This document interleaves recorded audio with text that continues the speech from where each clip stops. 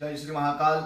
दीपावली पूजन का शुभ मुहूर्त क्या है, दीपावली पर पूजन करने की विधि क्या है और किस प्रकार आप माता लक्ष्मी को प्रसन्न कर सकते हैं, अपनी दरिद्रता को दूर कर सकते हैं, धन धान्य की वृद्धि के लिए किस प्रकार से पूजन करें, इसी विषय पर हम चर्चा करने वाले हैं। आप चैनल पर हैं, वीडियो को देख रहे हैं तो सब्सक्राइब कर दीजिए। मैं आपका मित्र ज्योतिष आचार्य पंडित रोहित तिवारी पुनः आपके साथ नए विषय को लेकर उपस्थित हुआ हूं। आप सब जानते हैं दीपावली का पर्व हमारे भारत देश में बहुत ही धूमधाम से मनाया जाता है और धन की देवी लक्ष्मी का इस दिन पूजन किया जाता है।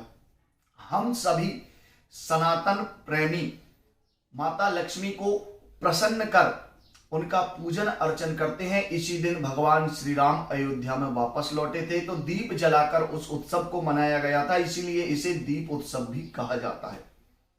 हमें वैदिक परंपरा के अनुसार इस दीपावली के उत्सव को मनाना चाहिए और माता लक्ष्मी, गणेश, कुबेर आदि की पूजन करना चाहिए। हमारे घर में धन धान्य की पूजन करना चाहिए, हमारे वाहन आदि का पूजन करना चाहिए, गाय गौ माता का पूजन करना चाहिए और मिष्ठान पकवान आदि से विधिवत तरीके से इस उत्सव को मनाना चाहिए, क्योंकि वर्ष में एक बार ही यह उत्सव हमें प्राप्त होता है और इसे बहुत ही शुद्ध मन से मनाना चाहिए, क्योंकि इस उत्सव पर माता महालक्ष्मी का पूजन करने से निश्चित ही घर में धन धान्य की वृद्धि हो जाती है। तो चलिए सबसे पहले बात करते हैं हम दीपावली पूजन के शुभ मुहूर्त के विषय में। तो विशेष जो शुभ मुहूर्त है दीपावली का, 4 नवंबर 2021 में दीपावली का पर्व आ रहा है और इसमें संध्या के समय 6 बजे से लेकर 8 बजे तक स्थिर लग्न के साथ साथ शुभ चौगड़िया का योग भी बन रहा है। तो 6 से 8 के बीच में आप माता महालक्ष्मी का पूजन करें, दीपावली की पूजन करें, दीप प्रज्वलित करें और दीप उत्सव मनाएं। इसी के साथ साथ अब हम बात करते हैं कि किस तरह से पूजन करना चाहिए, क्या इसका नियम है और क्या क्रम पूजन का रहेगा, तो इस पर हम विस्तार से चर्चा करते हैं। दीपावली के दिन माता महालक्ष्मी का पूजन करने के लिए सबसे पहले आपको एक लाल रेशमी वस्त्र बिछाना है।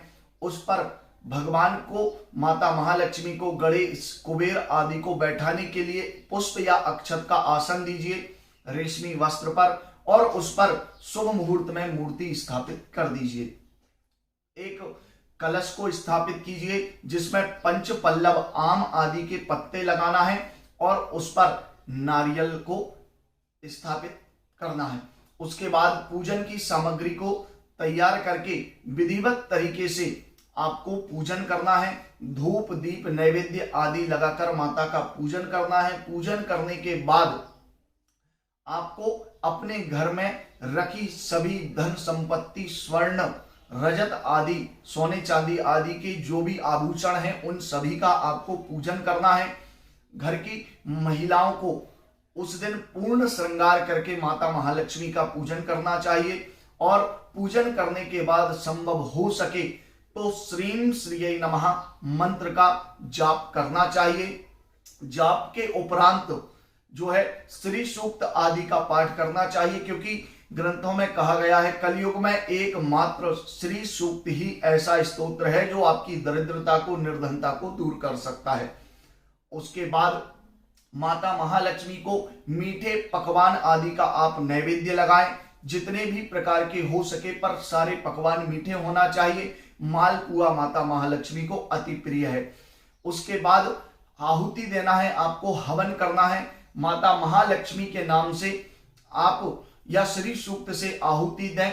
उसके बाद अपने घर में सभी प्रकार के मांगलिक चिन्ह का सिंदूर, कुमकुम आदि से आपको निर्माण करना चाहिए। माता महालक्ष्मी से निर्धनता को दूर करने के लिए, रोजगार में, अपने कार्य में, व्यापार में वृद्धि के लिए उनसे प्रार्थना करना चाहिए और सदैव वह स्थिर होकर आपके घर में निवास करें, ऐसी प्रार्थना आपको माता महालक्ष्मी से करना चाहिए।